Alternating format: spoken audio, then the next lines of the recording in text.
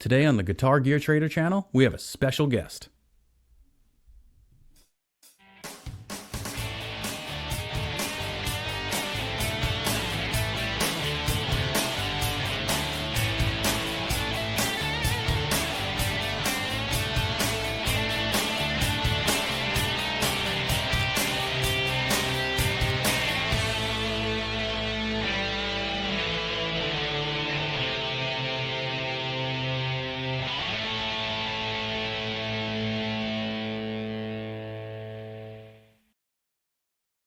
What is up, everybody? Welcome to another Guitar Gear Trader episode. My name is Steve, and I'm here with my good buddy Paul. How you doing, Paul?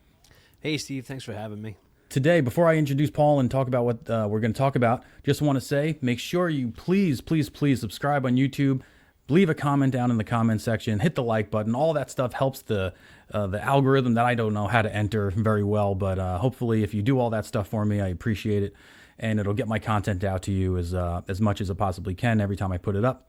But today, we have a very, very special guest. And I first noticed this guy because I personally am a very, very big Beatles fan. I learned how to play guitar on the Beatles. If you watched any of my other episodes, I talk about the Beatles all the time. And as I was flipping through YouTube one day, I saw an icon of a logo. And that logo happened to have a Rickenbacker 325 in it. I think it was a 325. It had the FO in it. Are those 325s the ones with the FOs? 1996 model. Same thing. Yeah. And this is why I watch you, because you know way more than I do about this stuff. But I saw this little icon, and I was like, ooh, that's a Rickenbacker. I've never seen that icon before, and I clicked on it, and it was Paul's channel, and his channel is called the Guitar Gear Connection. I didn't mean to get a name so close to yours. Just want you to know that. That's fine. Don't worry. I didn't do that on purpose. Let me write that on the screen here. Guitar Gear Connection. This is going to be a flying by the seat of your pants kind of episode today. There it is. Guitar Gear Connection. Check him out on YouTube. Where else can people find you, Paul? YouTube and Instagram. That's about it. I don't really have any other social media things going on. It's just too much to maintain everything. Oh, it's crazy. I don't know how people do this full time. Like, I would love to do it full time, but I don't know how I can. Yeah, But Paul is also on a podcast called Gear There and Everywhere, and you are the only I messaged you, and I messaged Dom, and you responded. Dom didn't. Dom big leagued me. I'm surprised. That's No, fine. he's a good. But the Gear There and Everywhere channel, how is it differ from your channel? Do you want to tell people about your channel and the podcast? Well, it's kind of funny because that channel is more meant for, it's kind of similar to my channel. And sometimes even when I make videos for that channel, like I made a few shorts recently, I even had to make sure that I specified that I'm on Gear There and Everywhere and not Guitar Gear Connection. Because Right. some of the videos I make are kind of similar, but, well, shorts at least. But as for the videos themselves, it's more of a deep dive into the songs, into the gear they were using and all that. And of course, I'm with people that are better guitar players than me and all that other stuff. So they, and they know a lot more than I do when it comes to certain things. So each one of us kind of has a superpower in a way. So we kind of all come together and kind of form this great little entity that really knows a lot about the Beatles, the songs, the gear. And even if we don't know it, we try to break it down. And like This Boy, there's a slide at the end of that song. Who would have guessed? But from the research we've done, there's definitely 100% George using a slide on that guitar. Or a guitar, whatever it might be. So, things like that. It's just weird little knickknacks that we get into. I have to say, like, if you think you are a Beatles fan and you watch Gear There and Everywhere, you automatically feel bad about your Beatle fandom because you guys know so much stuff and you do so much research into the songs and into the gear that they use. And like I said, I learned how to play from a guy. I used to work at a t-shirt business, and his name's Paulie, and Paulie's definitely listening. So hey, what's up, Paulie? How you doing? Hey, Yeah, Paulie, he was my manager at this t-shirt place. He would design all the t-shirt logos and stuff, and I would ink silk screen them all. And he would be all day long. He would just have a computer, with the speakers all around the room, just blasting Beatles or Beatles solo albums all day. Yeah. And this was my first real introduction I heard the Beatles on like my dad used to listen to CBS FM. It was a New York channel 101.1 CBS FM with cousin Brucey. I don't know what I'm sure you guys had the same channel up there as a different number or whatever. But I heard the Beatles on there, and I heard, Chuck Berry on there, and Fats Domino and all those guys. But that's really all I heard of the Beatles. It was, it was the number one hits. Right? You didn't hear any of the B tracks or the B sides or anything like that.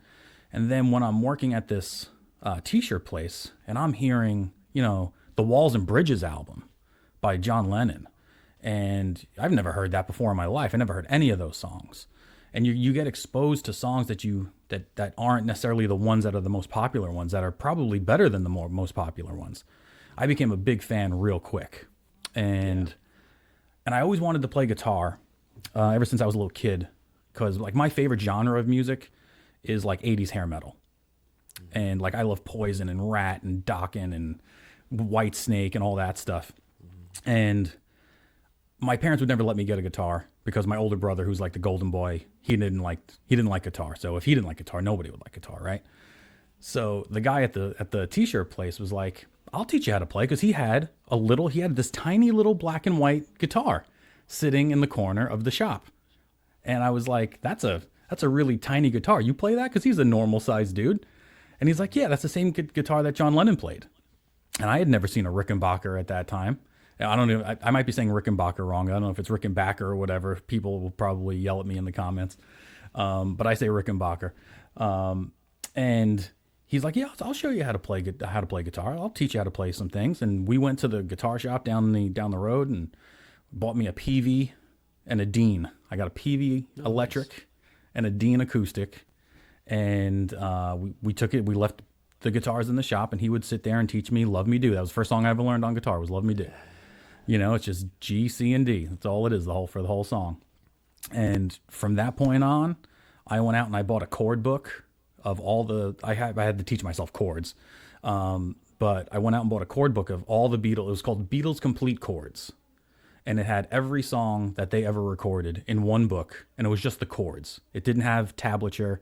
It didn't have any music. It was just the words of the song and the chord names above it.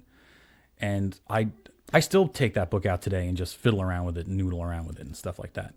But listening to you guys, like how do you guys isolate the tracks? Because on the Gear There and Everywhere show, you'll isolate guitar tracks from George, and like it's like, no, this is the Sonic Blue Strat, and no, I don't think so. I think it's the Country Gent or something like that. How do you guys find this stuff?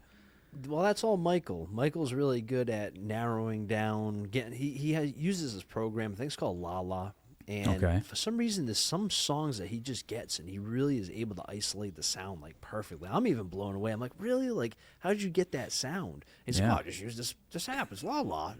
But he does it all. He's been editing all of our episodes, and he's the one that really is the driving force in the group right now. And he's been doing great with all those sound clips and everything else. And I mean, a lot of them too have already done this. Like, we'll talk about a topic and Michael will be like, oh, I already covered that in my channel. It's definitely this guitar. And then be like, no, it's not. And then it's like, well, then we listen to it. We're like, oh, all right, well, it probably is. So, I love when you guys argue about the guitars on the channel though, because you're more aggressive than the other guys. Yeah, I would definitely say. I get that in the comments a lot too. Yeah, because I get passionate about certain things. So it, I get passionate. And you're from the Northeast. It's in your blood.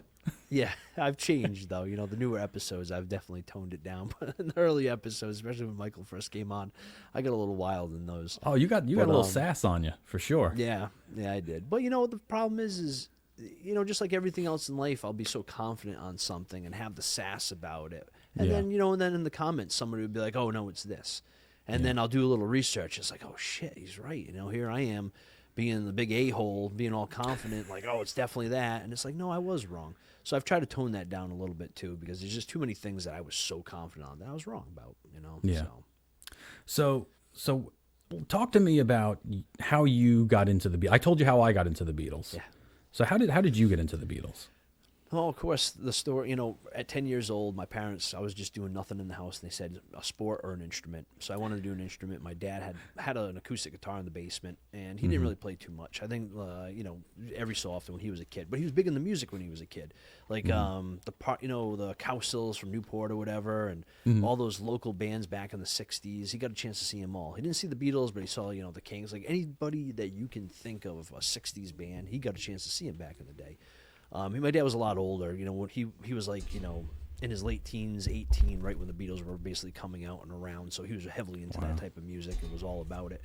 So he only had that one guitar in the basement. He taught me a few little things on it. Louie Louie by the Kingsmen or whatever. That was the first song I ever learned. And then he kind of liked the Beatles and always loved their stuff in terms of it's guitar-friendly music.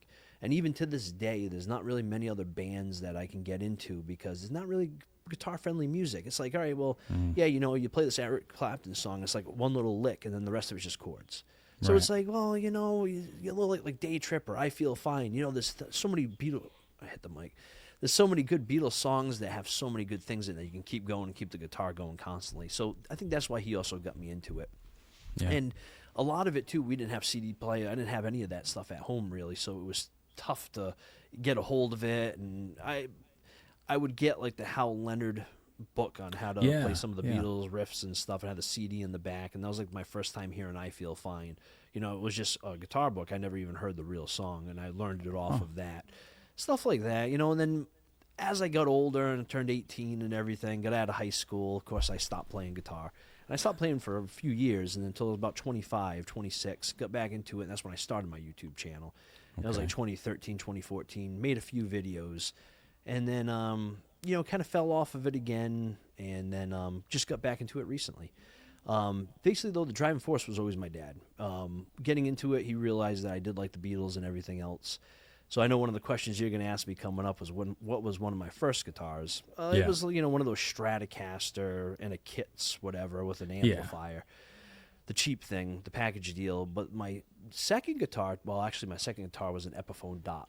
But my third guitar, technically, or my first real Beatles guitar, was a Rickenbacker 325. It was the V63, the black and white one. Back in the day, they were cheap. My dad bought that for me when I was probably, I think, 11 or 12 at that time. And he bought it at a Guitar Center, and then it was $899, $900, I think he paid for it or something like that. Wow. With the case and everything. So they were really cheap back then. So he was able to get a really great deals on a few things. Even if I made a video about my box collection. Yes. Even back then, just my first few amplifiers I had were Super Beatles, but my dad paid close to nothing for it. Back in the early 2000s, this stuff wasn't desirable. Nobody was looking for it. Everybody was looking to get rid of it. Beatles stuff wasn't big then. And my dad just scooped it all up at the right time. Yeah. As I got older and turned into my 20s when I started buying a few guitars here and there. And my dad kind of had fallen out of it himself. And then I started collecting a little bit. I got a few amps, stuff like that here and there. And then, then I would stop. Then he would get into it. And then he'd go out, buy a few things. And I'd be like, don't buy that. I'm not really into it, stuff like that. So we'd always go back and forth. But yeah, that was about it. And then basically the driving force was about now a year and a half ago, 2 years, he passed away. So a few months, I would say about 6 months before he passed away, kind of knew it. So that's why I got the channel going, to try to keep something going in his memory. So that's why everything I got back here and all the guitars I have, some of them I bought, but for the most part, the collection you see is a hand-me-down from my father. So my goal is just to keep it going. A ton more videos to come too. Most people on my channel's never heard any of the amps virtually. So, I want to demo the Super Beetle, the Fender amps I have. So many cool amps I got that I just haven't done anything with yet. So I know almost next to nothing about amps. So I love the guitar, and I love the idea of the guitar and everything else. And the amps have always been second, like fiddle to me through the years.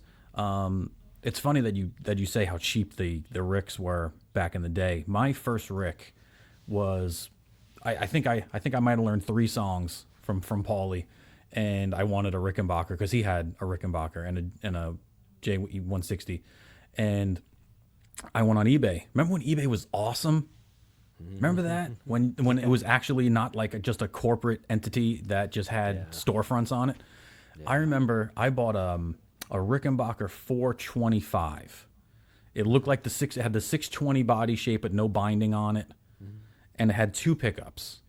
And I'm pretty sure that's the 425 or 465. I don't know, but I got that for $400 on eBay, and it was like mint condition with the case, and shipped. And I sold that thing probably 3 months after I got it because I wanted something else, because I'm just so impulsive like that. Yeah. And you know, if I had all the money in the world, I wouldn't trade a single guitar, right? I would keep all of it. But that's just not how it is. You know, I'm a teacher, and I have a side gig that basically pays for all this stuff. If it wasn't for my side gig, this room wouldn't exist. You know, my dad, nobody in my family really was a musician. I had an aunt who played keyboards really well, and I inherited that thing, but I don't know how to play it. But so that's awesome. And the amps, like I have a Vox AC30, like a newer one. I don't have any vintage amps. And I try to have like one of each major style of amp. So I have a Marshall, I have a Fender, I have a Vox, I have an Orange, and I have a Mesa Boogie. They're not all. I would say the Vox AC30 is probably my best amp. I like it the best. But all the other ones are kind of like the lower ends. Like I don't have a JCM 800 Marshall. I have the DCL or DSL 40 or whatever. So it's the budget Marshall and the budget Orange and the budget Mesa Boogie. But the AC30, that's my baby. Like I love that one. Like when I was in a cover band back in New York, we did like it's funny because I love the Beatles so much and I have all this Beatles gear, but I don't play Beatles music. Like I can't play Beatles music. It doesn't sound right coming out of my hands because I'm not technical. Like George was so technical, and nobody gives John the credit that he deserves as far as keeping a rhythm guitar going the way he did. And it's really difficult to do that stuff. I don't know how they did all that stuff recording live as a band.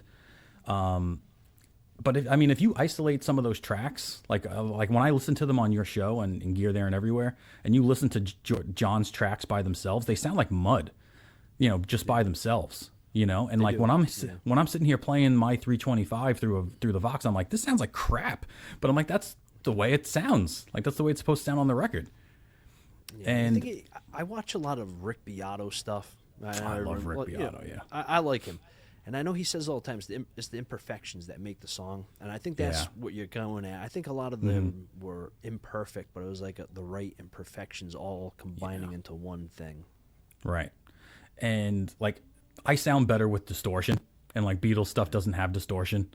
So and George was just so technical with stuff, and I like major chords. I like bar chords. They didn't do a lot of that. They played a lot of interesting chord shapes and banjo chord shapes and things like that.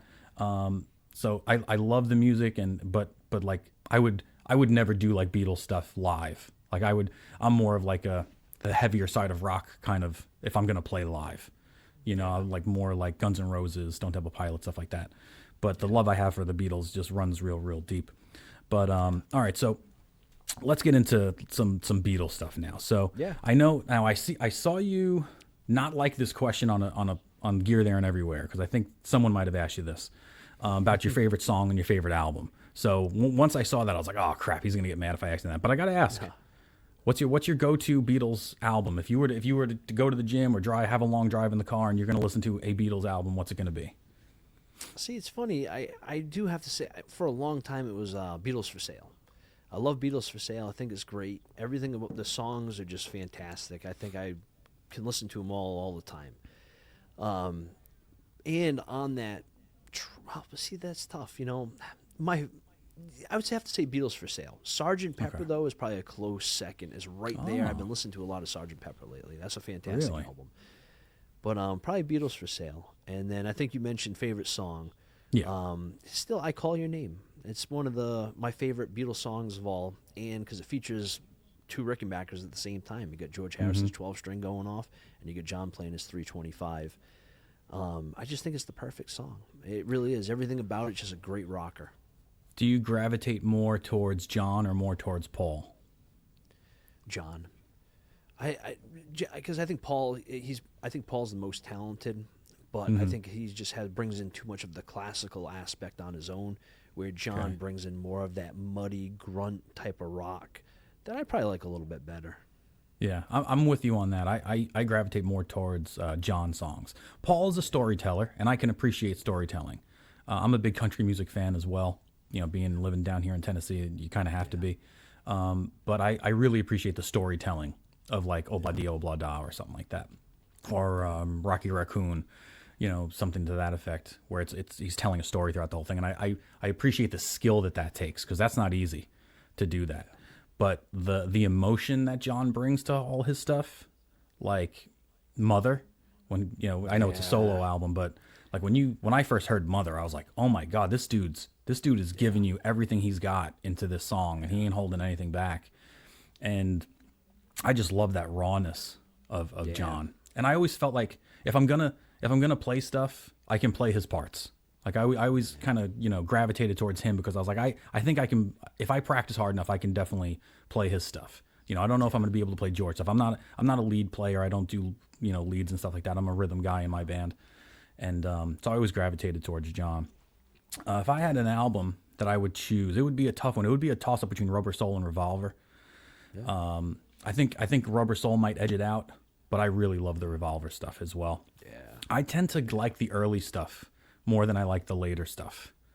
Yeah, me too, for the most part. It's Not all too good. early, though. Not too early. No, I don't like. I like when they were covering other people's songs. I wasn't into that. You know, that wasn't my favorite. You know, Beatles era. But I don't even know the names of the early albums. There's so many of them. I mean, like with the Beatles and stuff like that, all great songs. But it's just for me, I'm not.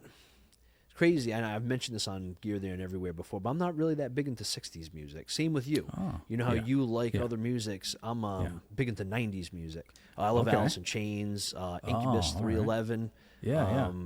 I'm into some really weird stuff too, you know, just like other types of music. Like what? Let's hear it. Lennon Claypool Delirium, or, you know, Les Claypool himself is fantastic. I mean, there's just so many other bands out there and great musical acts that exist besides the Beatles, and, you know, besides the 60s music. The Beatles is the best. Sure. That's what started everything, of course, in my eyes. But, you know, there's so much more that exists out there. But even for me, though, to listen to some of the early Beatles stuff, I love all Beatles music, and I can listen to it all the time. Mm-hmm. But even for me, some of the early stuff, like with the Beatles, like Money, like, just like it's so repetitive. That's what I want. You know, just like I'm not too big of a fan of that stuff that much. So I love that. Like it's funny you say that, because I don't like 60s music other than the Beatles. Yeah. Interestingly enough, like I'm not into. I to be honest, I can't even like I don't like the Byrds. Like I appreciate the Byrds, but it's not like it's something I go turn on. I much rather listen to Tom Petty. You know, I'd much rather listen to Tom Petty and the Heartbreakers, or you know, maybe more 80s and 90s kind of classic rock stuff, or Lynyrd Skynyrd, something in that vein. Like the Beatles are the only thing I really like from the 60s. I don't like the Stones. I'm not a big Rolling Stones fan. People are probably gonna tune out right now for me saying that, but like I never got into them. I could never get into it. I like the Monkees. They're pretty cool. Monkeys are good. See, the Dave Clark 5 had a few good songs. I mean, the Searchers had a few good songs. There's a few good ones out there. But even same with me, like I said, not a big fan of 60s music. I always say the Bleach Boys, because the Beach Boys, I hate them. Yeah. Oh I'm not a man, big Beach Boys besides fan that at all. Kokomo song, that's the only song they ever had that I liked. Like, I just don't like the Beach Boys at all. You know, like. Are you an Oasis fan? I don't mind them. They had a few good songs that I like, that are more catchy. You know, only one song actually I really like by them is "Who Feels Love." That was a great song by them. Past that, there's not really many other songs I really like by them. That's a deep cut. They're good though. Who Feels Love is a deep cut. I like that song. My favorite Beatles song is a deep cut. It's For No One. For No One's a great song. Yeah, that's probably one of my favorite ones too, actually. That's a good, I and love that's a that Paul whole song. melody I know. Paul has, yeah. Oh, it's great, and it's so simple, and it's a story. You know, it's what Paul does best. It's a story. Yeah. But how about Jet? You like Jet? They were another heavily Beatles influenced band. Yeah, not bad. No, I like them. I'm flying Not up to horrible. New Jersey to see Oasis in September. That's how much I like them. Yeah. I was pretty huge excited Oasis to hear fan. that they started it again. I thought that was pretty cool. I was happy about that. I don't know if I would see them, but it's just cool that they're coming back out and possibly making more music. Yeah, I'm a huge Oasis fan. So I'm over the moon that they got back together, and I couldn't buy tickets quick enough. I was I told my class, I was like, do this work while I go buy Oasis tickets. I had to put them, had to give them busy work while I did some stuff. All right, what about documentaries? What kind of Beatles documentaries have you watched? Because I'm a very big fan of music documentaries in general, and I will watch the same music documentary over and over and over again. And it's not just Beatles stuff. Like there's Oasis documentaries that I watch. There's a great Metallica documentary about how they made the Black Album that I watch constantly with Bob Rock who's the producer of that album. There's an Avenged Sevenfold documentary that I really like out there. Like I just love seeing the process of people recording music. I don't know if you remember the show on VH1. It was called Behind the Music, I think. Oh yeah, I remember that. Oh no, it was called like Greatest Albums or something like that. There was two shows. There was Behind the Music, which was a cool show, and then there was like Ultimate Albums or something like that. It was on VH1 as well, and they dove into like Damn the Torpedoes, or they dove into whatever the Rat album was at the time. But I love watching the process of recording, of real musicians recording. So, and Let It Be for me, yeah. Oh, no, keep going. No, keep going. Let It Be. Let It Be was like my favorite of all time, and the guy Paulie who taught me how to play guitar gave it to me on a VHS tape, and I played that thing over and over and over again until that ribbon snapped. But that's funny. Yeah. So are you into documentaries at all, or? Not too much. Just the Beatles anthologies. The only thing I pretty much saw. Okay. That's it. Past that, even Michael on the our Gear There and Everywhere thing. I think he's kind of like me, where he even says, if there's a picture of the Beatles but there's not a guitar present, don't even care. Don't even want to look at the picture. Don't care for it. Yeah, okay. It's only mainly for me. It's just their music and their gear, their personal lives and stuff like that. I don't really. Never really paid attention to it too much. I know about them a little bit here and there, they took drugs, like little things and snippets, but I'm not really big into like them themselves. I get you. More just the music and the gear. I totally agree with you. And all the ones I named are all recording documentaries. Yeah. They have nothing to do with the lives of the people in them. Like all those ones that I mentioned, it's strictly how did we get this drum sound? How did we layer this bass? So on and so forth. You didn't watch the Peter Jackson one on Apple? No, Steve, I'm a weird guy. Dude. You're interviewing one of the weirdest guys ever. I have a problem watching TV and like watching movies. I can't get locked into it. Literally, really? It's so weird. I can go on and on about it, but even years ago, like 2014, 2015 is when I stopped watching like movies and TV because I was just so tired of it. I used to watch Dexter. I love Dexter because it was like short little 1 hour episodes. But that's it. I'm just like, I need to keep doing something. Plus, I got to be productive. I don't know. There's something with me sitting in front of a TV and watching documentary and watching TV. I just don't like it. Wow. Can't do it. Even the new ones that have come out, all the new Beatle ones, you name it, I haven't seen it. I've seen the old copies, like the burnt copies when I was a kid. Yeah. But I haven't seen any of the recent stuff. I think you would love the Peter Jackson one that's on Apple. Yeah. That's on Disney. I forget that. Yeah, I heard that one. I want to say, is it Get Back? I think it might be called Get Back. Yeah. That's all them just recording the songs. I mean, there's a little bit here and there of John and George and Paul fighting about something and Ringo leaving for a little while. I mean, it's like 9 hours. So if you don't like sitting in front of a TV for any extended amount of time, then I wouldn't suggest doing that. But those are great. How do you get all your information about this stuff then if you're not watching documentaries and stuff?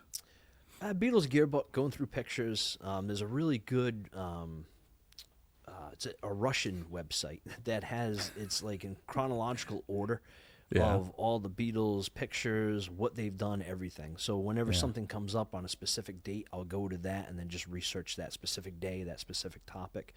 But yeah, it's just mainly the Beatles Gear book and just research online, posting stuff, making posts. Hey, do you guys think it's this? Hey, do you think that? When I was on my whole big string rant, I kept posting a lot of string stuff to see if people would challenge me on it and try to get people to open up and say, hey, well, can anybody prove me wrong? Like that's how I've always just done my research. You just think about it and just kind of like bounce off the community around me and then get the information and the ideas. But yeah, I just don't really like or then something will come up. Like thankfully one of the guys on the crew will watch Get Back and be like, hey, didn't Get Back, did you see at this time they featured this guitar? We should talk about this. And I'd be like, oh, send me the clip. And then that's when I'll watch it. Wow. Well, I would definitely say don't watch the newest one. It's one called Beatles 64. Definitely don't watch that one. That one stinks. Yeah, I heard that one wasn't the best. Yeah, that's terrible. I mean, it's all about the week that they came to New York in 1964, and it's very weird. Like they interview people that were kids at the time, and the things that these people say in this are very strange. Like there's no, and it's on Disney, and I'm like, why are they talk about like sexual stuff, and I'm like, I don't understand why they're talking about sexual things on a Beatles documentary that's on Disney. I don't understand this, but it wasn't great, so I wouldn't suggest that one. But all right, let's get into gear. Yeah. Let's get into gear, because that's what we're all about. Guitar Gear Trader, Guitar Gear Connection. Let's talk about it. So, your first guitar was a 325, you said, right? Yeah, first Beatles guitar. Yeah, it was a 325. Yeah, first Beatles guitar. So, I have had, so this is my 325. This is now don't let it trick you. I know people are probably looking at it saying, that's not right, and those aren't right, and that's not right. This is a 325 V63. But I love the gold stuff on Rickenbackers. Yeah. So I bought the gold stuff. I'm not trying to make it a 59 or anything like that. I just happen to really like the gold parts on the Ricks. Me too. So I know it's not the right tailpiece for the gold. I know it's not the right knobs for the gold, but I love it. I think it looks badass. And I've probably had 8 of these throughout my lifetime, because I'm such a compulsive trader. And every time I get one, I'm going to say, nope, this is the one I keep, and it's always the one I trade. And I'm hoping that this one is the keeper. I got my flat wounds on it, which are lovely to play. I love playing my flat wounds. But the first 325 I ever got, I want to say I was like 20, maybe 21, and I spent like all the money I ever saved up working at that t-shirt place to buy the natural colored one, the 59, the V that was in natural with the Bigsby on it, and the oven knobs. And I spent like $3,200 back in like 2001 on that guitar. And you probably can buy it for the same price now, oddly enough. You know, about that 4,000 for those. Yeah, now. It's really not far off. Yeah. And I don't know why I got rid of it. I can't remember why I got rid of it. But I remember I got every penny that I paid for it back, so I didn't lose out, you know. And then I've had other black ones. I've had other, V63s, through the years. I had one of those John Lennon the ones from 1991 that were the signature models that had John Lennon's signature here, and the serial numbers were JLs. I had one of those, and I traded that guitar when I was in Tennessee for a 381 Rickenbacker. Those really nice, fancy ones. Carved ones. Yeah, the German carved ones. Yeah. And I traded for that, and ended up trading, because that thing was so pretty, it just sat on the wall. I never played it because it was just too pretty looking. So I ended up trading that for something else. Who knows what I was. But yeah, so that's my 325. Now you have like 3 different 325s, right? Yeah, I got 3 of them. The same one you have. I have a V63 as well. I got a 1998. And then I got a 1996 325 V59. And then I have a 2014 1996 model, which is the Fireglow F-hole one that you were mentioning. It's basically just a 325 C64 with an F-hole. I had found on Reverb it was a 350. So it was the long scale 325 body, right? It was that same body as 325, but long scale, and it had 3 pickups. So I think it was considered a 350 or a 355. And somebody online either modified it himself, which I don't think he did, or he got it modified. So he told me that it was modified by Rickenbacker to be a Japanese in their sales, like in the Japanese market, and they had put an F-hole on it, and that it was the correct position of it was the 2 o'clock F-hole, they called it, right? Because some of these F-holes aren't pointing at 2 o'clock on the clock. Yeah. And he had sworn up and down that he got it from Rickenbacker like that, because it was for the Japanese market. And I was like, I had to believe him, because I was like, who's crazy enough to route these guitars in their basement like that? And it was perfect. It looked mint. And then I posted it on one of these Rickenbacker Facebook pages, like, because I wanted to sell it. And these people gave me such crap. And I got into like big fights with people online about it, because they're like all making fun of me in the comments. Like they're making fun of the guitar on my post in the comments. And I'm like, I'm here. Like I see all this. Like you're talking about, and I'm from New York. I'm not taking anybody's crap, and these people weren't exactly used to people talking back to them. So I almost got kicked out of that. But I ended up selling it, but to a guy who was in a John Fogerty cover band, like a CCR cover band, because he liked it. But let's see what else. What else I got here? So I recently picked this up, and I think I have the same model that you have. This is a 6120. It's a 6120. It's a 1964. I think yours is a 64 too, right? 69. Mine's I got a Baldwin error. Oh, okay. Yeah, this is a 64, and I found this on Facebook Marketplace from a guy in Colorado, and I got it. These Gretsches are so cheap. Like these vintage Gretsches. I mean, when I say cheap, I mean like $3,000. Yeah. But like if you buy a 1964 Gibson, it's going to cost you 15, 20 grand. Yeah, exactly. So as far as vintage gear goes, these Gretsches are extremely affordable as far as that goes. But this is a 64 and has 0 binding rod. Like I've never seen a Gretsch from that era not have the rod at all. Like, and this doesn't have anything. The mute is disabled. He disabled the mute. And for some reason, I don't know why, he said it was wired for stereo, and then he put it back to mono. Yeah. But there's an extra hole there for some reason. But it doesn't bother me. Notice it. Nah. Yeah. That's a beautiful guitar. I love those Thank things. you. Yeah, the binding on mine is just absolutely horrible. Oof. Is it wrecked? Yeah. Oh yeah, it's like wrecked. Yeah. And then it's like most recently, I picked up. Let me see.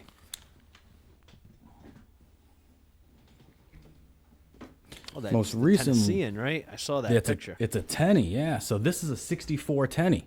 Yeah, that's nice.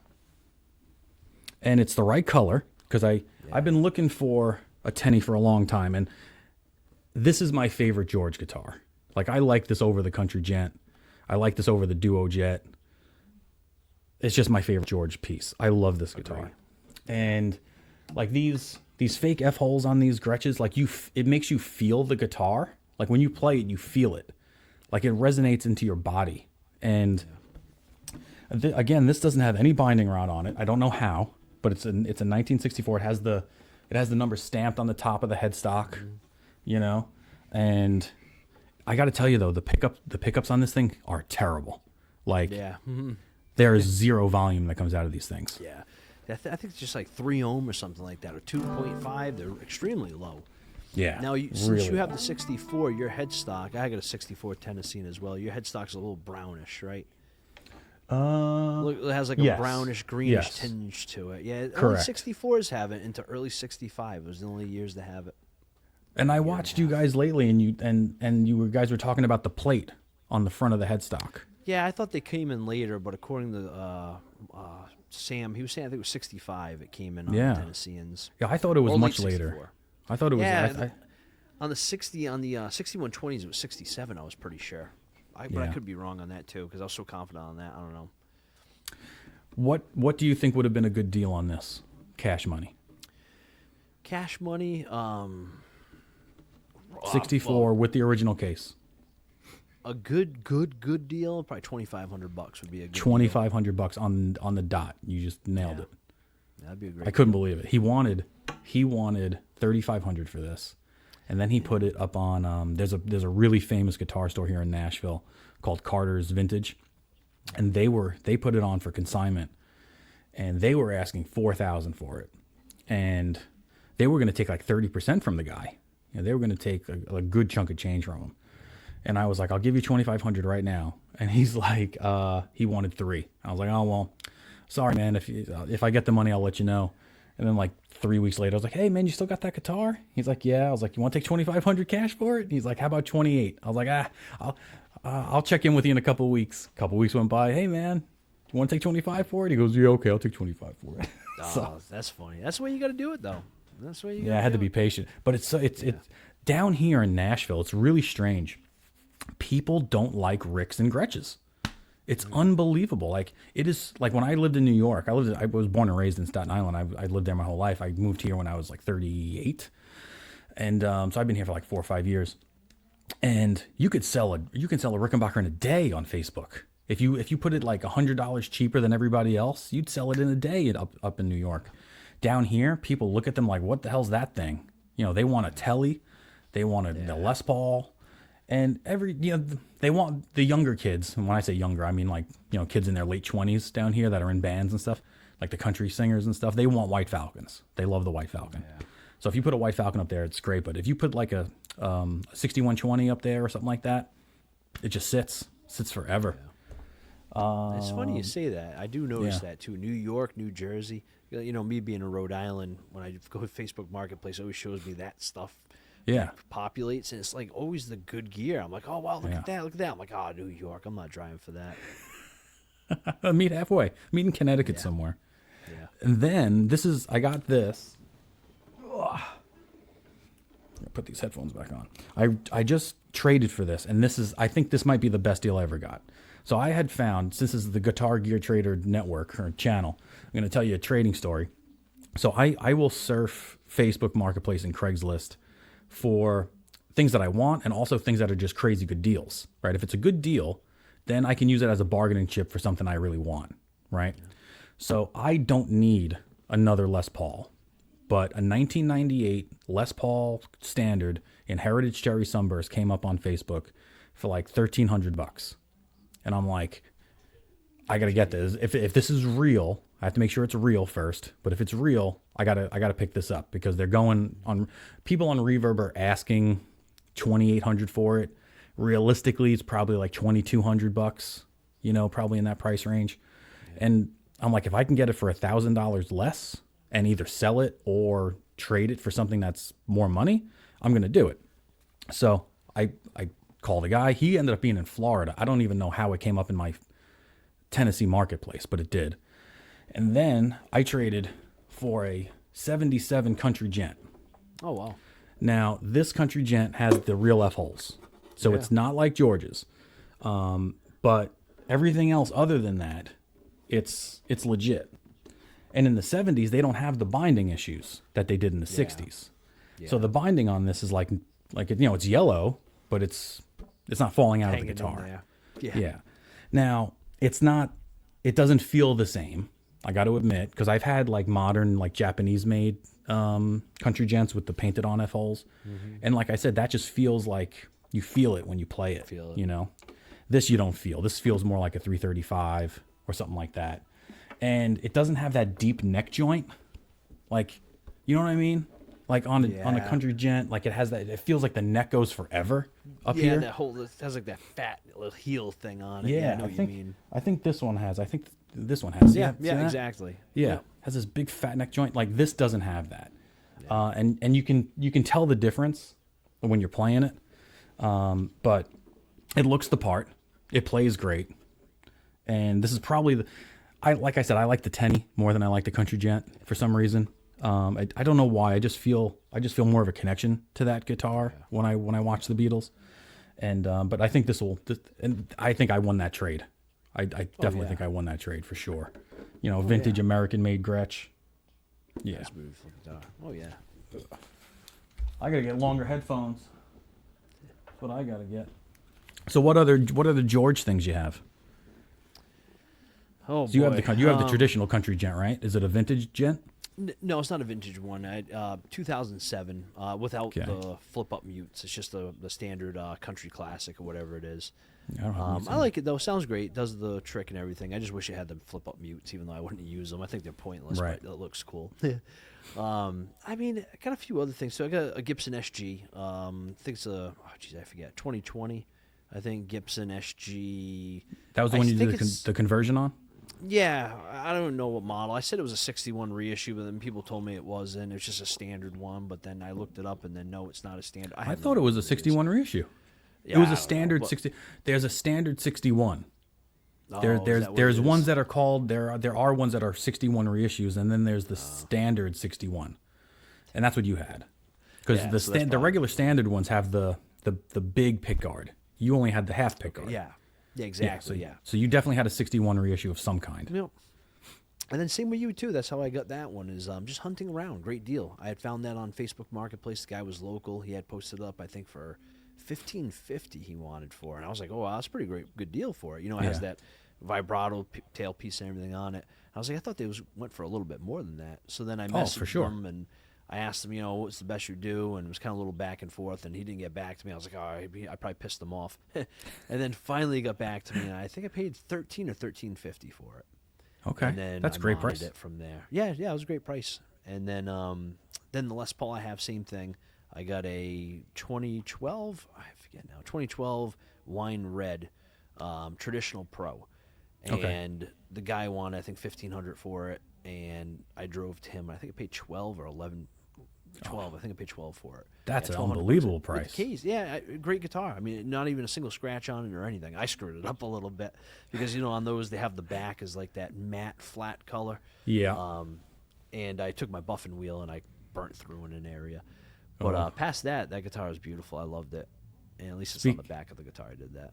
Speaking of mods gone wrong, this is going to be on an upcoming episode, so I don't want to spoil too much, but I had a Flying V back in the day that was lost, and I gave it to my buddy who was going to paint it for me, and something happened to it, right? So I don't have it anymore, but I have all the hardware for it.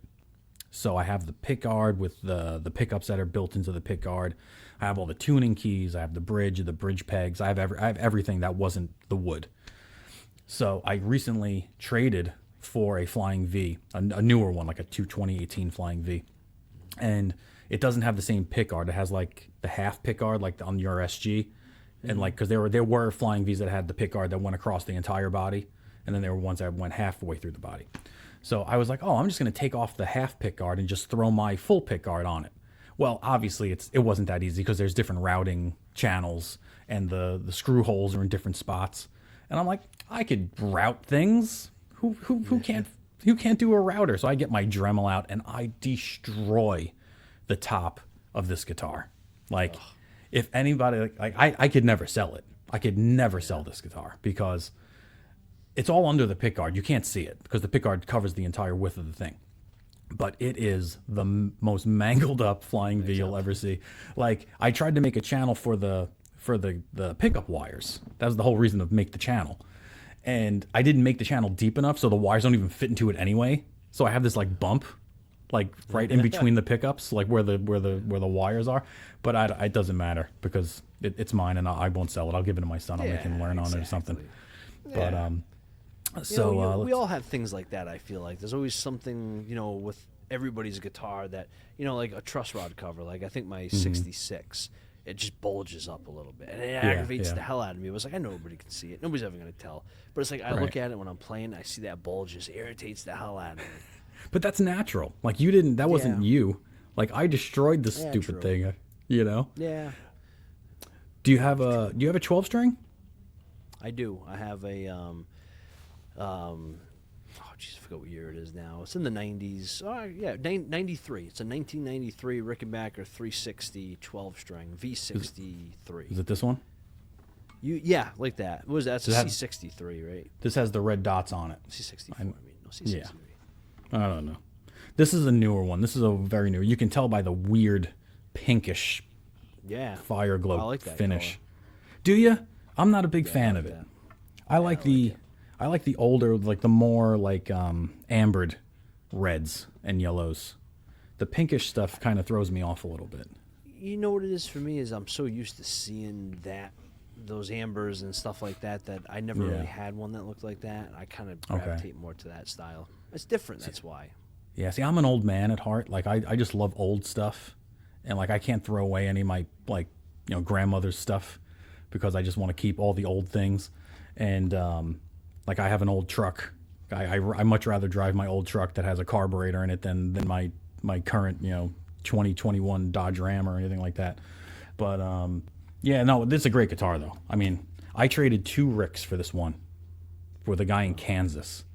So I found this guy on one of the Rickenbacker Facebook pages, and he was selling this, and I was like, hey, would you do some trading? Because I always ask if people wanted to trade, And he was like, "Yeah, what do you got?" And he was a super cool guy, and he wrote up a contract, and I was like, "All right, I'll sign your contract. That's cool." But I sent him a 33012 with no binding. It was just the pointy edges, no binding. And that guitar, I actually bought that guitar from Bob Dylan's Guitar Tech. Oh, wow. Because it's amazing who you meet in Nashville. You meet crazy people in Nashville. And this guy, he wanted a piano. He was trying to buy a piano, so he was selling off all his guitars. And he was Bob Dylan's Guitar Tech. And he's like, "If you want to come play it, come to my house. I'm leaving on a tour with Bob to go to Japan next week, so you have to come by next week." So it was pretty cool. So I ended up trading that guitar and another Rick. I forget what other Rick I traded him for this one. It might have been one of my 325s, actually. It might have been one of those 7 325s that I've traded over my lifetime. So I sent him 2 of those. That doesn't sound right though. That's way too much for this. But anyway, this is pretty cool. I don't play it very much, to be honest with you. Yeah. These 12 strings don't get much love. Yeah. I don't play mine really much either. It's a little tough to play, but I noticed that with a lot of guitars, you kind of get used to them. Prime example, my J160E, I got the reissue back there. It has the wider neck on it. Mm-hmm. If I play that guitar and I get used to just playing the wider neck guitars, go to my SG, go to all the normal guitars, I'm locked in and I'm fine. I come to my vintage J160, my 67 has a thinner neck on it. It's so much tougher to play. I can't get used to it. Yeah. Now rewind. I haven't played guitar in months. Finally started getting back into it. Been primarily playing this. Now I'm used to this. If I go to a standard one, I'm all messed up. Wow. And it's just funny. Yeah, how that it happens. Works a little bit. Oh, that definitely happens. So used to a certain fretboard or width, diameter, and all that. So speaking of 160Es. I found this one on Facebook. It's a 67, just like yours.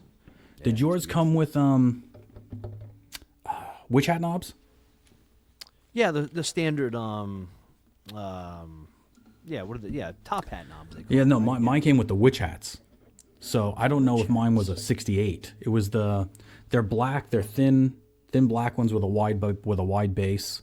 Oh yeah. I know what you're talking about. I have another guitar, with them, but you have the 67 pickguard though, because the 68, And this might have been a transition. I think this was a transitional one. Yeah. Because it had certain things that were 67, and it had certain things that were past that. Like those knobs were, unless those knobs weren't original. That's the only thing I can think of. Maybe the knobs weren't original. Could have been a transition period, though. Maybe like a very late 67, early 68. Yeah. This was the biggest, how can I put it? I don't want to say disappointment, but I've always wanted one of these, right? The guy who taught me, Paulie, he had one of these. I think he had the Epiphone version. And I always wanted one. And they're not around. Like, you don't see these in the wild, So for it to pop up on this guy's Facebook page, and this is a guy who lives in Nashville whose side gig is buying and selling guitars. Like he'll scour the internet for a good deal and then resell them at a higher price. So, and I've traded with this guy a bunch of times. So I traded him 3 guitars for this. I gave him a gold top. I wrote all this stuff down. I gave him a gold top. I think I gave him a Japanese White Falcon, and I think I gave him an SG. Like a standard SG, because he wanted like $6,000 for this guitar. Oh wow. Yeah. So I gave him like an older Les Paul Classic that was kind of beat up, an SG and a White Falcon, I think. And I was like, I only offered him the SG and the White Falcon, and he's like, "Can I have some cash on top?" I was like, "Just take this SG. Just give me the guitar." Because what am I gonna find a 1967, Gibson 160E in this good a shape? I love the sunburst on that. It's beautiful. Yeah, and it looks great. But I came home and I strummed this thing, and I was sitting there playing for like a half an hour, and I was like, "Oh, this is so great!" I'm playing. I watched your guys' video on This Boy, because this guitar is all over that song, and I was sitting there playing it, and I was loving it. And then I came up and I strummed my J45. And I was like, wow, these sound really different. Like I don't play a lot of acoustic, so I hadn't played acoustic for a little while. And then the first one I played for a long time was this one. And then I picked up the J45. I'm like, wow, this is strange. And I picked this one up again, and I strummed it, and I'm like, this sounds like crap compared to the J45. Like I wasn't ready for that.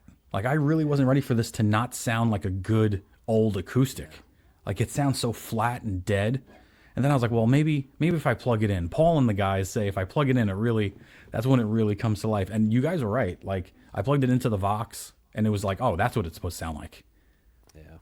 Well, you know what it is with it? It's kind of it goes back to strumming technique. So John, when it comes to J160, when playing it, you got to look at the way John played it. And you see, every time he played it, he usually always had a strap on. Even when he was in the studio, and they even played when they were recording I Feel Fine, he always had a strap on when he was playing, except later years, he'd be sitting down.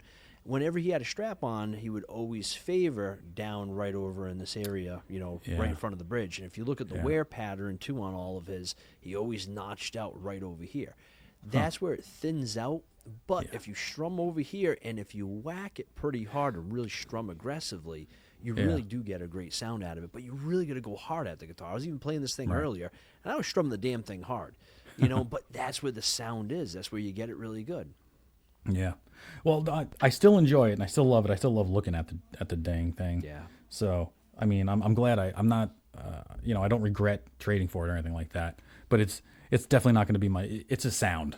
Right, it's a sound just like a Rickenbacker is a sound. Like if I play live, I'm not taking that one out with me. I'll probably take a Gibson one that has a different acoustic pickup in it or something like that. But and it looks like you have the rosewood saddle on it, so that looks similar to what was his name, Johnny Marr. That's like what he. Yeah, Johnny Marr. Is this not? Is it still ceramic? Or no, it's rosewood. That's the rosewood one. Saddle. Oh, yeah, so your sound, my 67 came with the rosewood as one as well. It sounds a little flatter. Yeah. If you get the ceramic one, I just went around online. I was able to get the ceramic one for it. They sound definitely a lot twangier, and it's a little bit brighter. It's not. Yeah, I saw your video on that. Where'd you get that ceramic saddle? So I bought two of them I bought one for my reissue behind me, and I think I got that one on Reverb. I bought it as a kit, and I think I paid $150 for it. It was $200. And then this one that I have on my 67, I got lucky. What I did was I had this great idea to just type in luthiers on my phone, and I called around to just all different luthiers on just regular business day during the week to see if somebody would pick up their phone, and I could talk to them and say, hey, do you have any of these adjustable ceramic bridge? I really need one. I called a bunch of them. Finally found a guy in Connecticut. I drove 2 hours to pick it up, and I paid $40 for it. Wow. Got really lucky. But usually right now online, they're like $150 to like $300 if you can find one. Yeah. And it's sad, too, because a lot of the J45 guys, a lot of guys I see online, they'll switch these out. Even Paul McCartney, his Texan came with one, and somewhere in the 80s, and then I think probably early 90s, they put a fixed bridge on it, and I hate that. That irks me real bad when people have the adjustable bridge and then they switch it over to the fixed. Because even if you are having a problem with it, then just fix it. Bring it to a luthier. You don't want to fix it, then sell the guitar. Like, don't just destroy it, because now that you switched it to fixed, somebody like me that's a guitar collector, I'm not buying your piece of junk now. It's dead to me. I seriously, that irks me. I won't even look at the guitar. You completely destroyed it. I won't even give you $100 for it. It's not even worth it to me. Don't care. Yeah, don't want it. I like to have my stuff all original as well, so I'm with you on that. Speaking of Paul's, changing or modifying his guitars, do you own? I think you own a Hofner Beetle bass, right? The violin bass. Yeah, I had two of them. Yeah, I had two. I just sold one of them. Now I only have one left. Oh, who'd you sell that to? I would have bought that. I sold it on Reverb. It was a V64. It has the binding and stuff. Before you sell anything, come to me first. I'll let you know. Don't worry. Yeah. But yeah, I just got that one Hofner. That's it. And a while back, I had a 4003 Rickenbacker bass, a Jet Glow one. I hated that thing. I hate the 4003s. Well, see, that's the thing. A lot of people don't really know this, and a lot of people like me. I bought a Rickenbacker bass, bought a 4003, hated it because I hated how wide the neck was and how long it was. Yeah. So I never really enjoyed it. It was too clunky to me, too big, didn't like it. Play a Hofner, it's so much better. Not realizing that Paul's bass, the 4001s and his 4001S, is such a different guitar. Bass guitar is completely different, smaller neck. Everything about it is just completely different. It's a much enjoyable bass to play. So I had sold my 4003 in hopes of getting the newer 4003S, but I never ended up buying one. Wow. Did you ever have one that got away, either from you wanting to buy it and didn't buy it quick enough, or you had it and sold it and regret selling it? Oh yeah, man, there was a lot of them. That just recently, maybe like 2 months ago, somebody had posted on Reverb a '61 J160E, absolutely fantastic shape. I mean, near mint this thing, and the guy was asking I think $4,000 for it. I swear the thing. I was looking right at it, lasted all of an hour on Reverb, and it was gone. It was already taken down. That one really, because at one point I was searching for J160s like crazy. Like every day, every hour, I was just on Reverb, refresh. I was just all about J160s. They controlled my life, those guitars. I absolutely love them. Still, they're my favorite guitar. Yeah. But no, past that, I got to say there's been few small things that somebody bought ahead of me, or blah, blah, blah. But in terms of guitars I've had that I've sold that I wish I didn't, no, honestly, they're really, everything I sold... There was no, I can't even say that. Honestly, a lot of the guitars that I have now, when my dad passed away, I did sell a lot of the guitars that I wouldn't have used, but at the same time, it kind of makes me a little sad because it's like, there was a bass that my dad really liked. He had a few Maserati's, and I sold all of his Maserati's because I'm not a Maserati person. Hate them. Not a big fan. But, I knew there was a few basses that he really liked, and he would play every so often. But it's just like, how could I hang on to it for too long? But then, I already have the most sentimental guitars of them all.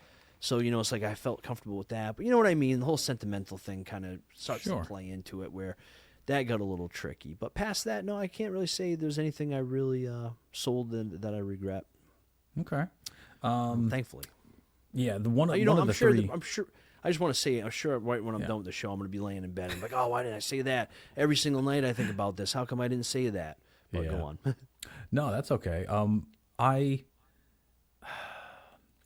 had two 381s. Now I know they're not Beatles related, but I had two 381s in my life, and one was a Fire Glow one, and one was a Maple Glow. And the Maple Glow one had like a bird's eye maple on the front that looked unlike any other guitar I've ever seen in my life. The Fire Glow one played like crap, so I don't miss that one. I missed the look of it. It was the most beautiful thing I probably ever owned as far as guitars go. But the Maple Glow one, it was like an early 90s one, and it had all the right checking on it, and it was just, it sounded great. Every time I picked it up, it was in tune. So I kind of missed that one. But I have ones that got away, that Flying V that got away was nobody's fault, but I don't have it anymore. But there's always one or two that haunts you.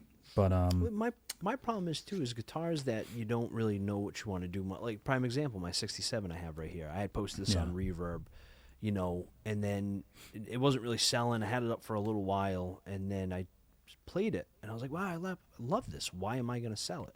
So I took it down off of Reverb. I cleaned it up, polished it up, got it playing. Been playing it all the time. Just yesterday, I was saying to myself, well, this new Framus Hootenanny came out, I was going to reissue.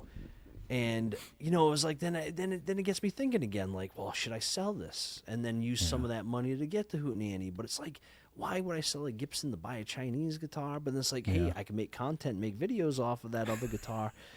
But at the same time, it's like, then am I going to regret selling this? Am I going to miss it because now I'm selling it under bad reasons? I don't know. I go through all these things and then I end up just putting the guitar away and going to bed.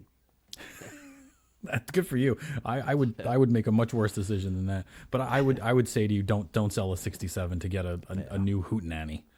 Like that. I don't think that doesn't balance out right. So this leads me to my next question. Do you have a favorite Beatles related guitar that you like to play them? Is it that one? Yeah, probably my 60s. Well, honestly, that one. Probably my 2004 reissue. So you like the newer one?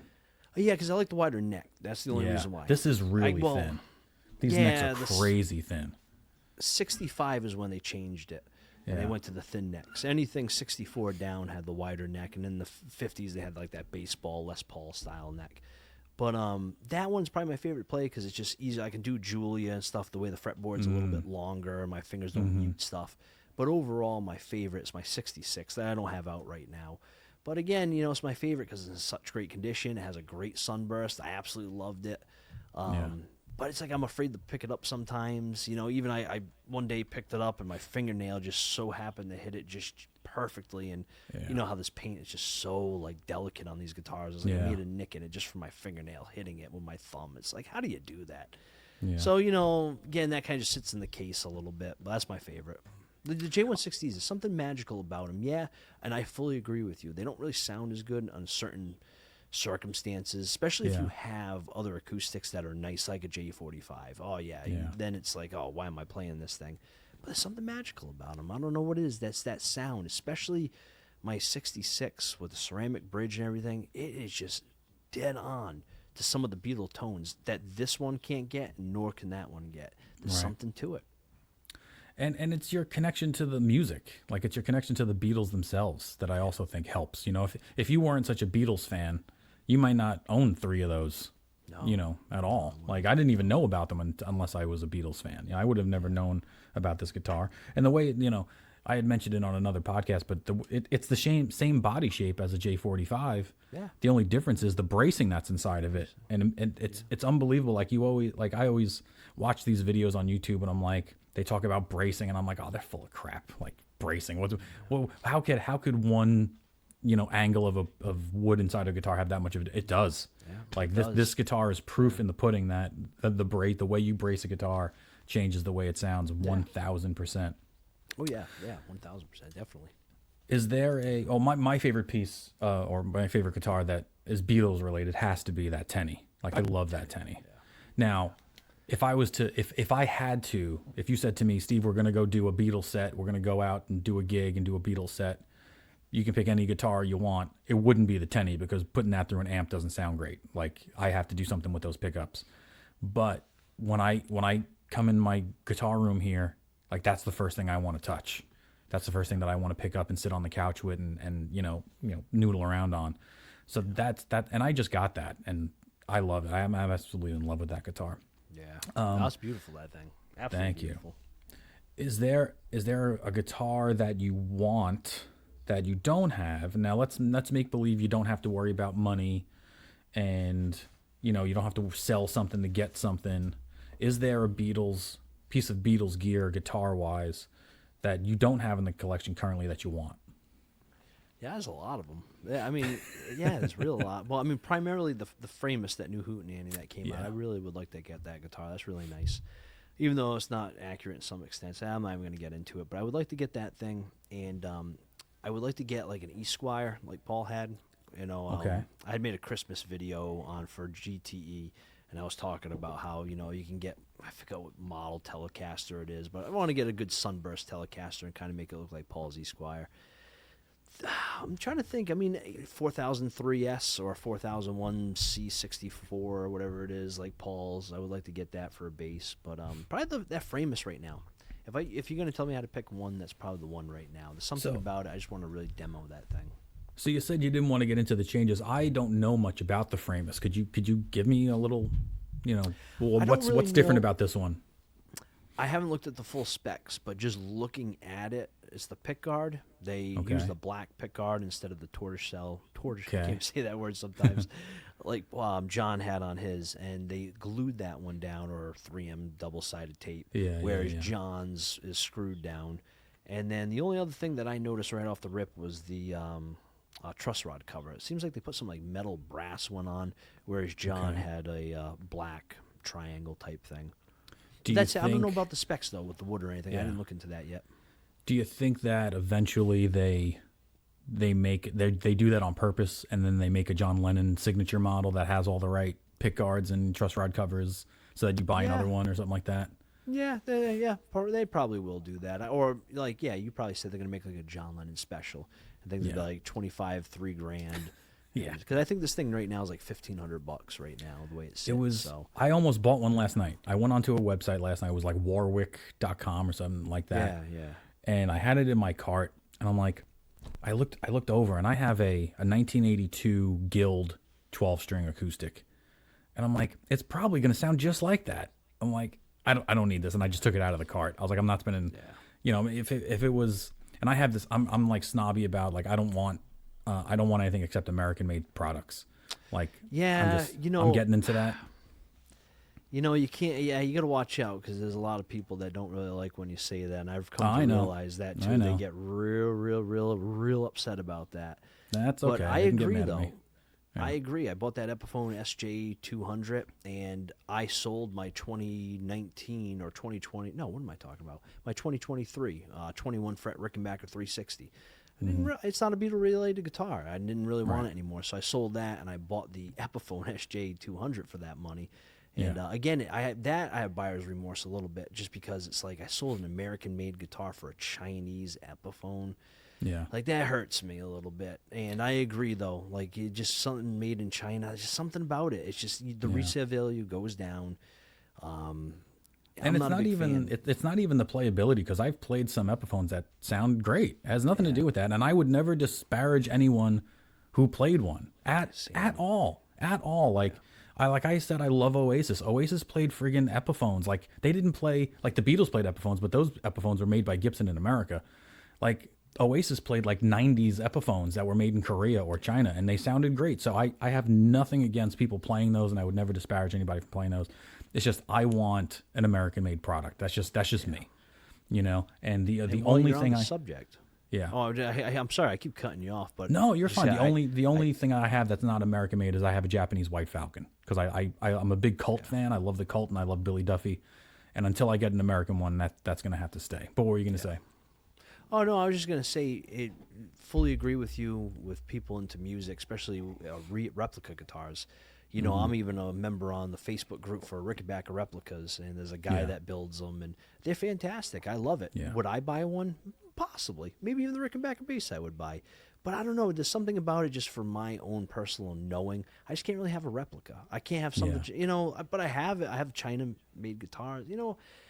I don't know. It's just something, it's just deep down it hurts. But at the end of the day, though, I appreciate all of it. And if somebody has a replica guitar, or if they have an Epiphone or a Squire, I mean, it doesn't really matter because they're probably a better guitar player than me. That's fine. Right. I just like collecting this stuff. I would be 100% okay buying a Asian-made Beatle violin bass. Like, I'm not a bass player. It's going to sit in my house. Like, I don't need to spend $2,000 on a Hofner, you know, exact model that Paul played. I don't need that. So I would be fine with that. And is that hypocritical of me? Who knows? But, you know, it's not something I would necessarily use. Yeah. So I don't think I would mind too much. What was the question I asked you leading up to that? Oh, I forget now. Yeah, I forget too. But one guitar that I have that is not. Do you have something is there something that you want that's not in your collection? Oh, yes. So I have no desire to buy a Duo Jet. I've had a Duo Jet in the past, and there's nothing really about that guitar that strikes any chord in my body that I would want one. If I get lucky one day and I have $1,500, $2,000 lying around that's disposable, and I find a good one, I'll get it just to have it in a collection. But there's nothing in me that wants that guitar. What I do want, though, really, really badly, is I want a 60s Casino. Yeah. And that is, I have to get up and get something so I can show it to you.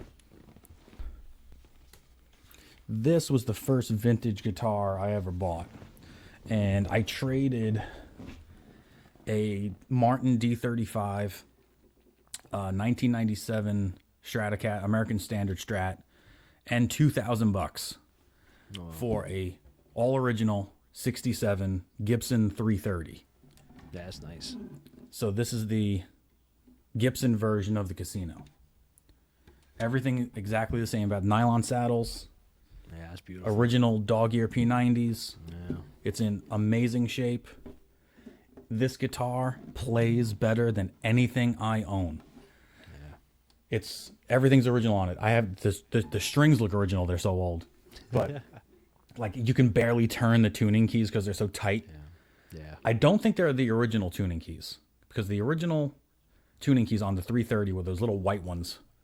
Oh, Little white bean knobs. So I don't think these are the same ones, but I did buy error correct ones in case I ever wanted to change them or sell this guitar. So when I got this, the lady wanted $5,000 for this, which was now they're worth like $8,000, and I only got this a couple of years ago. So this is the closest I'm gonna get to and like I can't get rid of this because it plays so well. Like I know that if I trade this for a casino or if I trade this for something else, there's a really good chance that that guitar I get's not going to be as good as this because this thing is amazing. And the guy who I bought that Tenny from, he had that Tenny, the 64 Tenny, and he also had a 64 Country Gent. And I was, you know, texting back and forth with him. I was like, I'll give you this, I'll give you that, I'll give you this guitar for the Tenny or whatever.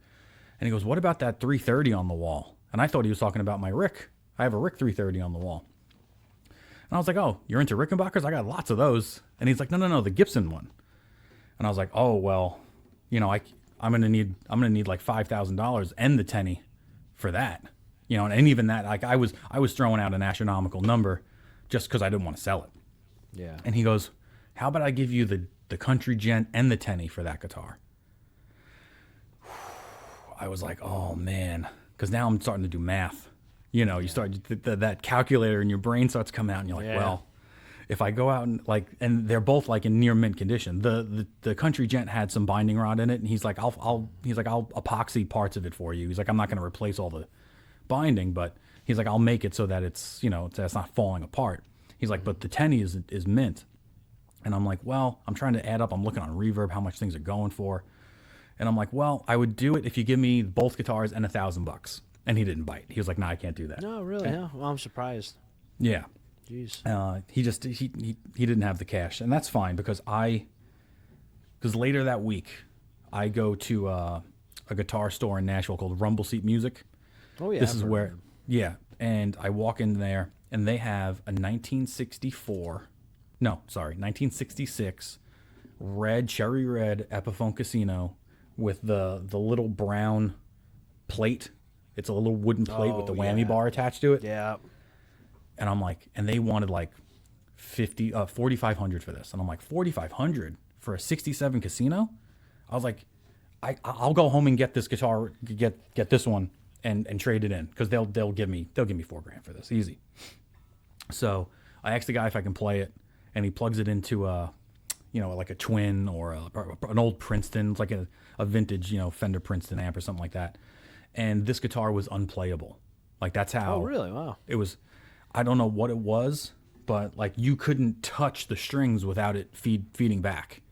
Like it was like I couldn't play it. And like I said to the guy, I was like, "Am I missing something here? I'm turning all the knobs. I'm like, am I doing something wrong? Like I've been playing guitar a while. I shouldn't be having this much problems." Yeah. And then he took it and he's trying to play it, and he's like, "Yeah, this is something's off with this thing." And I was like, "Well, thank God I didn't like."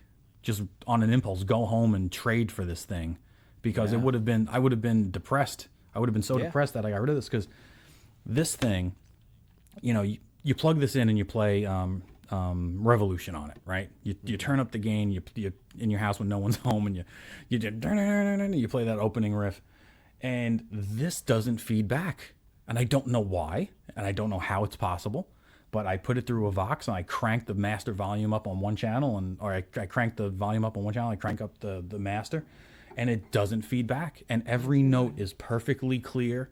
And that's what I love about old pickups. Like these old pickups and these old guitars, they have a clarity for each string. Like I recently bought a Les Paul. Do you ever Gibson has a demo shop on Reverb where they sell factory seconds. Yeah, I saw that. And it has like, some of the paint got on the binding, or there's, some minor imperfection you'll never notice. And if you go to Guitar Center, all the guitars in Guitar Center would be like demos because they're all scratched up. So I buy a lot of stuff off of the demo shop when they have really good deals. And like I've played maybe 5 or 6 modern Les Pauls. And they just sound muddy, and all the notes just kind of like blend together, like when you put some gain on it. And I have a 71 Les Paul Custom, and it's just mellow. Like it's gainy, it's punchy, it's in your face, but it's not ear piercing, and you hear all the notes shining through. And that's what this guitar gives me, Yeah. And like I play Rain on this. I'm just sitting there playing the solo for Rain.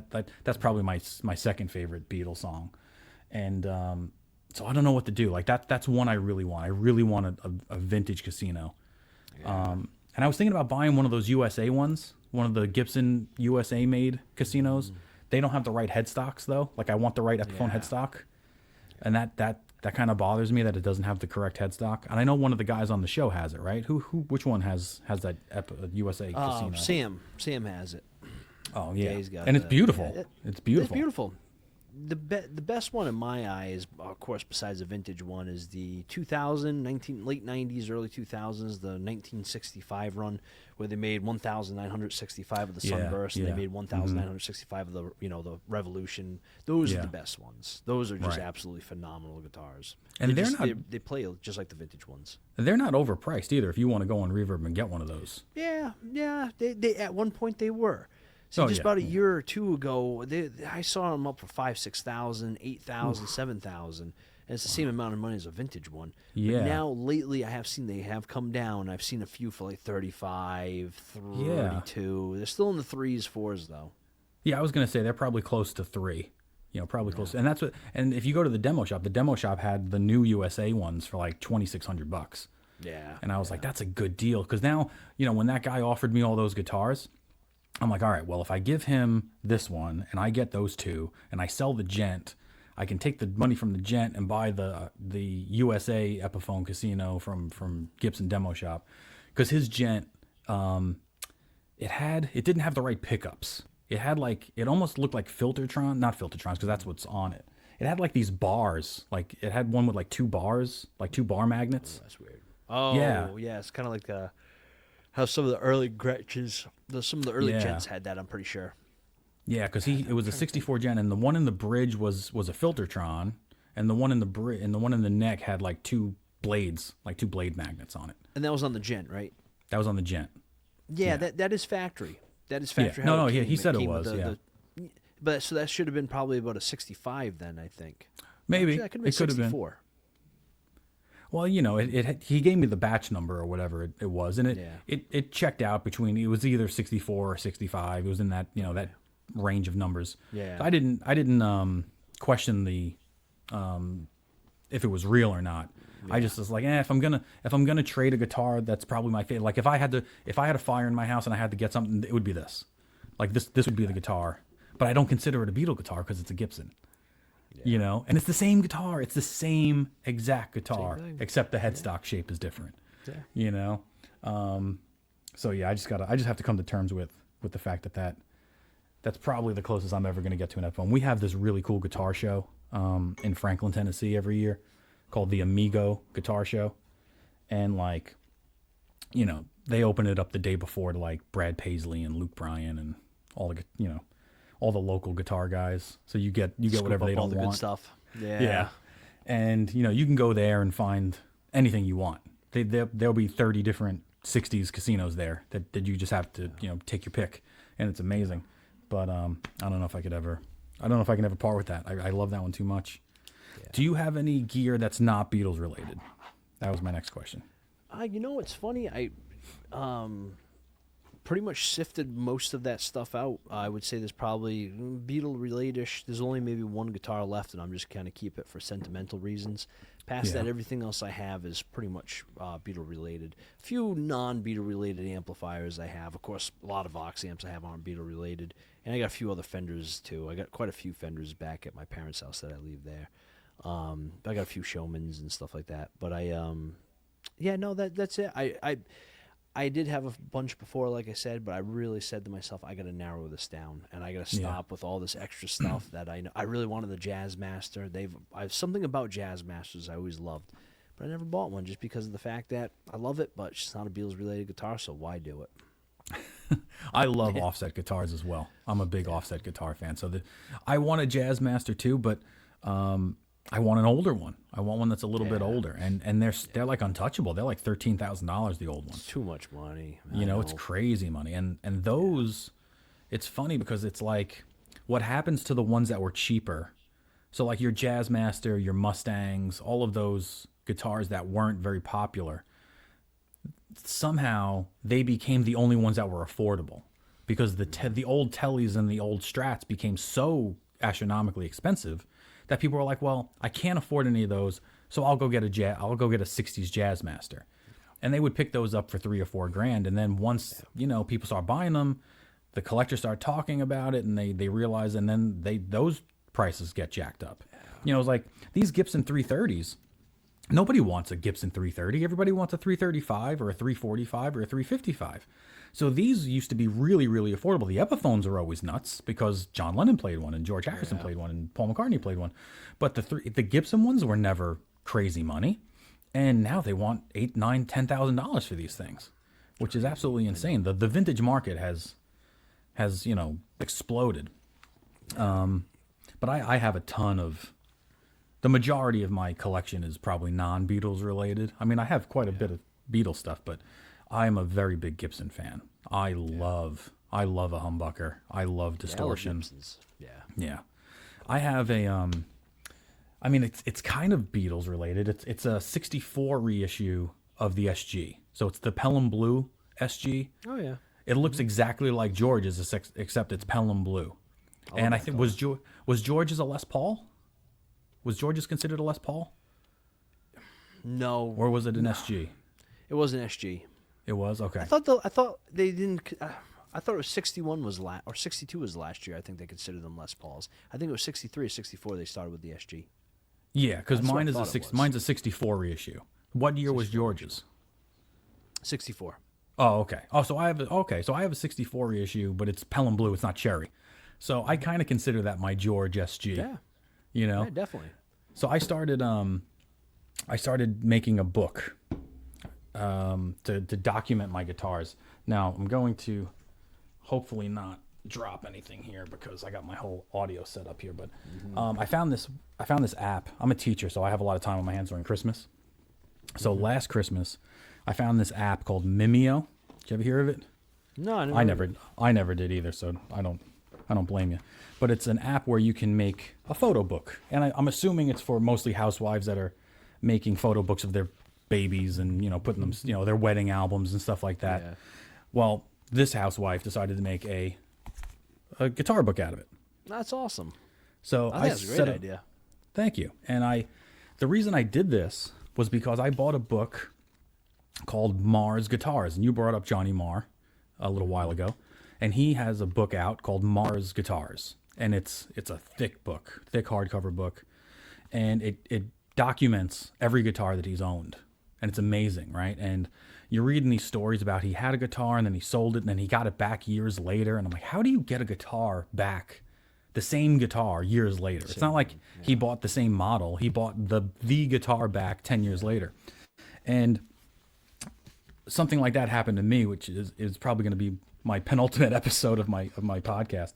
But, in this book, I take all the pictures and I label it all out and I document. I take all these cool pictures of it and stuff. Yeah. And I'm starting a new one, which is just the Beatles. So I'm starting a collection, but for the Beatles. That's a great idea. Yeah, I like that. If you want to, thank you. And I write down all the serial numbers, and for the old ones, like for this one, I took the pots out and I took pictures of the pots, so that I showed the codes on the pots and all that stuff. Yeah. I didn't have to take them out. I just did it through the hole in the back here. Yeah, but that little white plastic plate thing or whatever. Yeah, the white plastic part's gone. Like, I don't know what this guy did. The white plastic part's gone, but it doesn't really make much of a difference. No. But so I started documenting everything like that, so that, God forbid, one day I want to get a guitar back and I'm searching for it.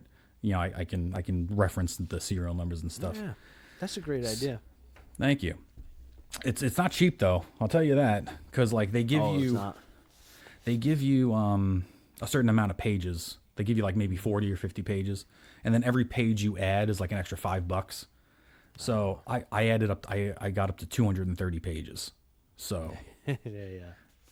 No, 140 pages. So the book cost me $235. Yeah. But it's cool. It's my guitars. It's it's really cool. And I also thought I'm gonna give these things to my kids. I don't know anything about stocks, and I don't know anything about really saving money and investing money like that.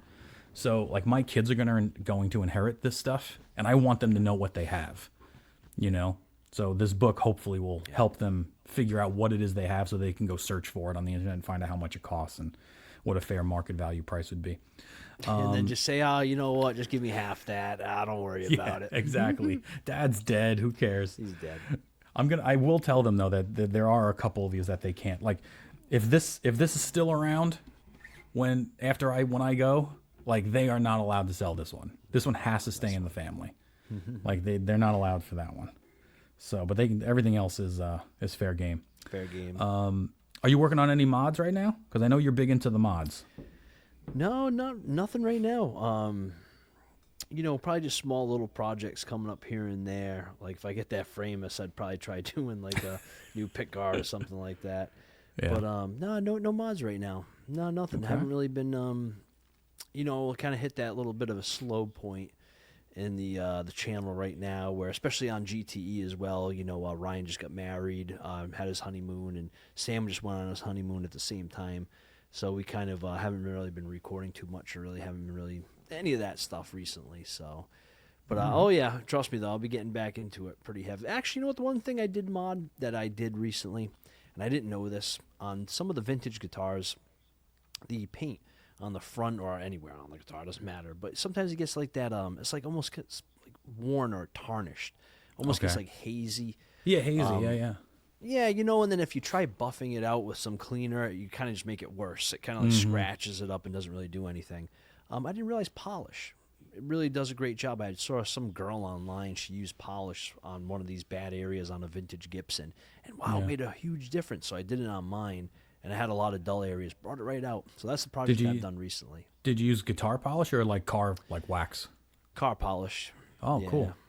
Very cool. I would like to do that, because I have a birthday guitar, a birthday SG that it's stamped on the day I was born, like the exact day I was born. I looked for that. That's going to be another episode, but that was a guitar I looked for 3 years. I searched every day for 3 years. I went on to Reverb. It was like my nighttime routine, and I would sit there watching, videos and stuff, and I was like, I'm on Reverb, and I just type in 1982 Gibson, and all the Gibsons would come up, and I would sort it by most recent, so I didn't have to look at the same ones over and over. And I would just look for serial numbers in 1982. And I was looking for the 231st day of 1982, which is my birthday. And I got real close a couple of times in those 3 years. I got within like a week or within like 4 or 5 days. But I was like, no, if I'm going to do this, because 1982 Gibsons are not cheap, I was like, if I'm going to do this, I'm going to get the day. And I was sitting there one night, and there it was, 82312. Those are the numbers I needed, and it was on a beat up SG. Like 82 SGs don't look like any other SG that you buy. They got block inlays. The input jack's not on the front; it's underneath, like where a Les Paul would have an input jack. It has speed knobs on it. Has like Les Paul custom speed knobs on it. It has tar back pickups, and it's beat to crap. And it sounds amazing, though. It sounds so good. It's like the heavies, like the most dirtiest guitar I got, but it has a thick haze on it that I just can't get off. So maybe I'll try the car polish. Yeah. That sounds like a good idea.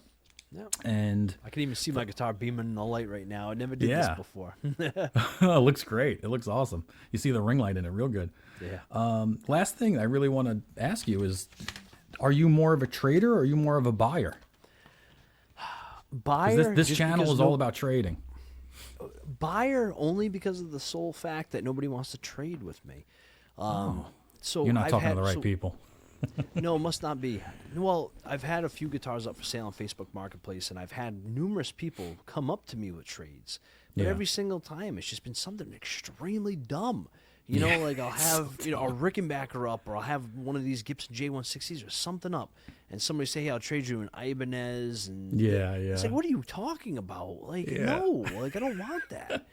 So just absolute the worst horrible items I've been offered, and nobody passed that. Nobody wants to trade with me. Just 4 days ago now, somebody on my local Facebook Marketplace has a 325 V63 for sale, but the 12-string one, and those don't come up at all. To get a 325 12-string. Yeah. And the V series don't come up at all. And when they do come up on Reverb, they're like $4,000, $3,500, blah blah. This guy put it up for $3,000. He's now down to $2,500. I asked him, "Is there?" Because I don't have the money right now, and I asked him, "Is there I'm going on Rhode Island Facebook right now. Yeah, I forget where he is. He's in Mass. This guy, I think he's in Mass. He's in Mass. And Okay. I messaged him. I said, "I have what Beatles Gear related items would you like? Yeah. If you're willing to trade anything, Yeah. no trades, cash only." All day long, every single person I've ever shown an interest in their item, that's the first Yeah. thing I ask them. Are you Right. willing to interest? I got so much shit. Maybe there's some amp, maybe there's something Yeah. they might want. Right. Every single I have not had one single person say yes to me yet. Nobody. Wow. And I've had over 100 people. I swear I have nobody said yes to me. You're going to think I'm crazy and lying. Nobody said yes to me. I've never No, had I believe you. People are funny, especially now. Like the market right now, nobody is spending money. Everyone just wants a trade. cash. They just want cash, I realize. They just want That's what it cash. is. I had this one guy who was selling. This guy had like 60 guitars. I ended up buying something from him, but he ended up having like 60 guitars, and he was selling most of his stuff on Facebook. And it says in the description, no trades, no apps, only cash only, right? And I don't like none of that bothers me. I will offer you a trade no matter what your description says. I'm going to offer you a trade because every once in a while you offer something that someone just can't say no to. You know, that's happened lots of times with me where I'm like, I know you said no trades, but hey, how about this J200? Like, it's a pretty expensive guitar, you know? And they're like, oh, okay, well, let's talk about that and whatever. But this guy wanted nothing to do with it. And I was like, all right, well, I'll give you cash, but will you come down $100? He's like, yeah, sure, I'll come down $100. I was like, okay, you take Venmo? He goes, I said no apps, and then he blocked me. I was like, whoa. I was like, dude. So then I made my brother ask him, like, I was like, dude, find this guy on Facebook and ask him if he'll take, $1,500 or whatever, and then you give him cash. And I was like, but me and my brother have the same last name, so he's gonna know it's me. So I made my brother change his last name to Presley because my brother's favorite guy is Elvis Presley. So it was like Michael Presley, and he wasn't allowed to change it back for 6 months. And so my brother had to be Michael Presley. But I got the guitar finally. He responded to him because he blocked me. Couldn't believe it. But thank you so much, man. I really appreciate you coming on. We've been on for a lot longer than I expected, but I'm so glad this was great. You want to tell people where they can find you again? It. Oh, no problem. Tell people where they can find you. So, well, 3 places. I said in the beginning 2 places. So, Guitar Gear Connection on YouTube, and then on Instagram, Guitar Gear Connection as well. And then on YouTube and Instagram, we have Gear There and Everywhere, GTE, and that's the little podcast YouTube show where we have with other guys that go over all the Beatles stuff. Yeah, and if you want to learn as much as you possibly can about the Beatles, check out that podcast, Gear There and Everywhere. These guys, it's like 4. Is it 4 years or 5 years? 5 of us. 5 years. There's 5 guys who are, they're friends. They're really good friends with each other, and they're just shooting the shit about Beatles and in such depth and like they know their stuff. And then you have great guests too. Like I watch that Perry Stanley episode all the time, all the time. He is so good. But some better ones coming too. Do you? Yeah, you got some in the can. How many you got? How many you got recorded already? About like 5 or 6. Oh wow! And how often do you guys release them? Not often, with busy schedules, busy lives, everything else. I mean, we're trying to go every once a month, but I mean, right now I think we'll probably have 2 months, if not more, past the last one, and might be even more until the next one comes out, just because of busy life. Well, you guys have a great following. You guys have a great following, and hopefully I can entice some of those guys over here and girls to come over here and check me out. But thanks again, man. Everyone, if you could subscribe to the channel. Guitar Gear Trader, Guitar Gear Connection, Gear There and Everywhere. Subscribe to all of them. Hit the bell on all of them. Follow us all on Instagram. And thanks again to Paul. And I will see you guys next time. Bye.